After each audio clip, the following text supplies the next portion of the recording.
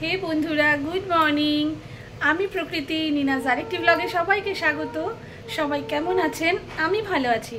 সবার সারাটা দিন খুব ভালো কাটুক, সবাই অনেক ভালো থাকুন, সুস্থ থাকুন, সাথে থাকুন, দেখতে থাকুন প্রকৃতি কি কি করছে আজ সারাদিন।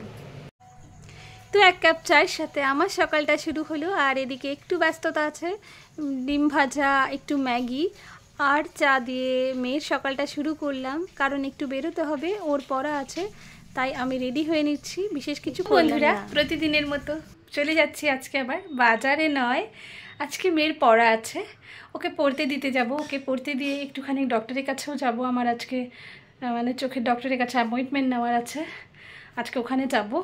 তো মেয়েকে টিউশনে ছেড়ে, তাহলে চলো বন্ধুরা দেখতে থাকো, সাথে থাকো প্রকৃতি কি কি করছে, কোথায় কোথায় যাচ্ছে। এই যে বেরিয়ে পড়লাম, গ্যারেজে আমার গাড়িটা আছে, গাড়িটাকে বার করতে হবে। যদিও এটা আমার কাছে খুব কষ্টের কাজ, তবুও করতে হবে। চলে এলাম মেয়েকে পড়তে দিয়ে। আমি একটুখানি আজকে আমার চোখের ডক্টরের কাছে অ্যাপয়েন্টমেন্ট নেওয়ার ছিল, বলেছি বন্ধুদেরকে আগেও। চলে এলাম আমি, চোখটা একটা এক্সরে করানোরও ছিল। চশমা দেখছি যা মেয়েরা ইউজুয়ালি করে, যদিও আমি চশমা পরতে একদম পছন্দ করি না, কিন্তু বোধহয় সময় হয়ে এসেছে, আমাকেও এবার চশমা নিতে হবে। যদিও যে কদিন পারবো আমি নেব না, আমার একদমই পছন্দ নয় চশমা পরাটা। গাড়ি চালানোর স্বার্থে অনেক সময় পড়তে হয় আমাকে। আর এটা নির্মা নিটিং সেন্টার, আইরিশ হসপিটালে আমি গেছিলাম। এটা ওই বাড়িটারই সামনে, হসপিটালের সামনে একটা শিব মন্দির। সবাইকে শুভেচ্ছা জানিয়ে এই যে আমি বাড়ি ফিরছি। আমার মেয়ে পড়া ছিল, ওর পড়া হয়ে গেছে, একবারে আমি হসপিটাল থেকে ফিরে ওকে নিয়েই বাড়ি ঢুকবো। আর গরম বলে মেয়ের জন্য একটুখানি ডাবও কিনে নিলাম রাস্তা থেকে।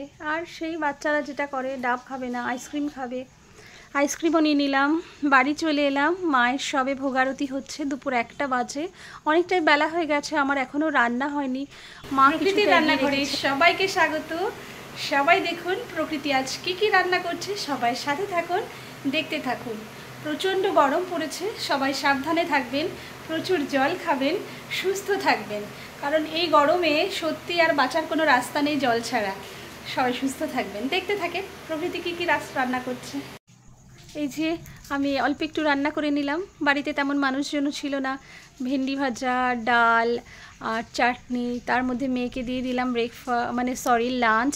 এদিকে মেয়ের একটা প্রজেক্টের অর্ডার এলো, আবার বেরিয়ে পড়লাম মেয়েকে নিয়ে একটু বেরু করতে। একটা কাজে যাচ্ছিলাম। আর আমার সাথে যেটা হয়, যেটা না হলে বোধহয় আমার ভালো লাগে না, যে আমি লাইন ক্রস করবো আর গেট পড়বে না।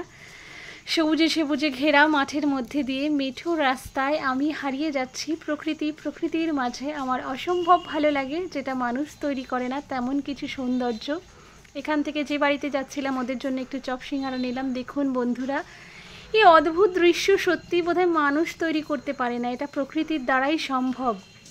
ভীষণ সুন্দর সবুজে সবুজে ঘেরা মাঠ, চারিদিকে ঘাস, আর আমরা চলে যাচ্ছি মেঠো রাস্তায় গান গাইতে গাইতে। আর সূর্যি মামাও যাবে করছে, তবু আমাদের সাথেই সে চলেছে।